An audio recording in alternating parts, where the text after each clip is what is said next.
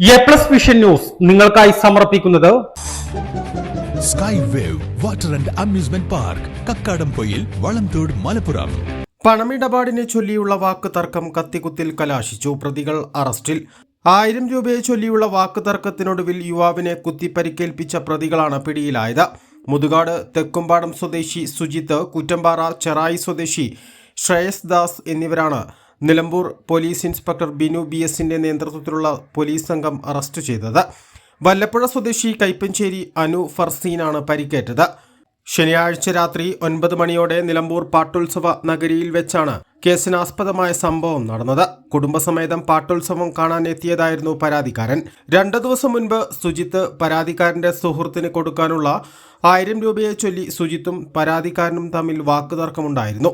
ഇന്നലെ കുടുംബസമേതം പാട്ടുത്സവം കാണാനെത്തിയ പരാതിക്കാരനെ കൊല്ലണമെന്ന ഉദ്ദേശത്തോടുകൂടി ശ്രേയസ് പിടിച്ചുവെക്കുകയും സുജിത്ത് കത്തികൊണ്ട് കുത്തുകയുമായിരുന്നു. തടയാൻ ശ്രമിച്ച പരാതിക്കാരന്റെ പുറത്ത് ആഴത്തിൽ മുറിവേറ്റു.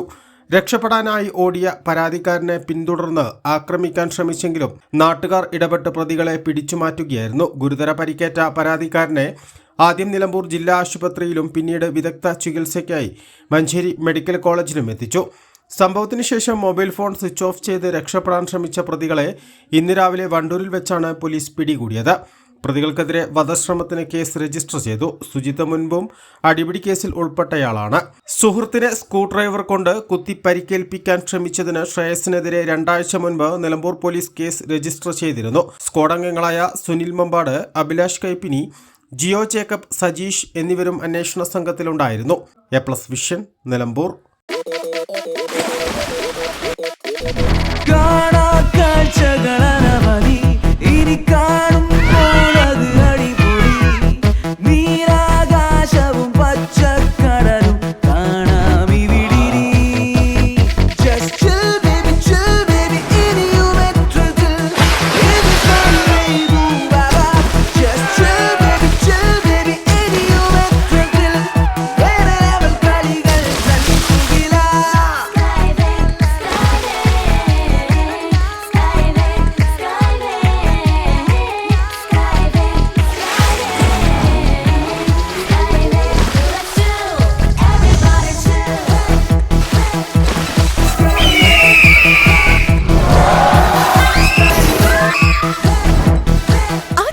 ആഘോഷം, അളവില്ലാത്ത ആനന്ദം. Sky wave amusement park, Kakkadampoyil, Malappuram.